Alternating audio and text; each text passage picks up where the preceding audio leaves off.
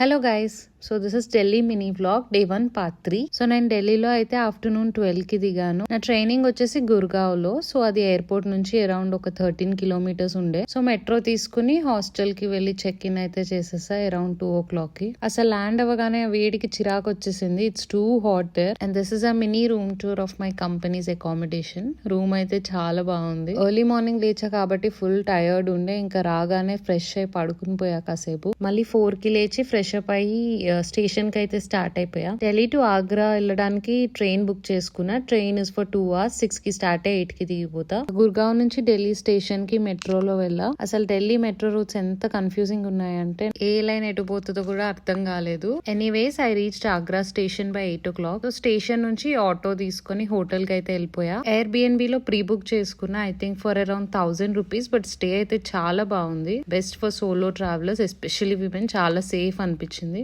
Afternoon నుంచి ఏం తినలే కాబట్టి ఇంకా ఫుడ్ ఆర్డర్ చేసుకుని తినేసి పడుకుని పోయా. Because early morning Taj Mahal visit చేయాలి. See you in next vlog. Bye.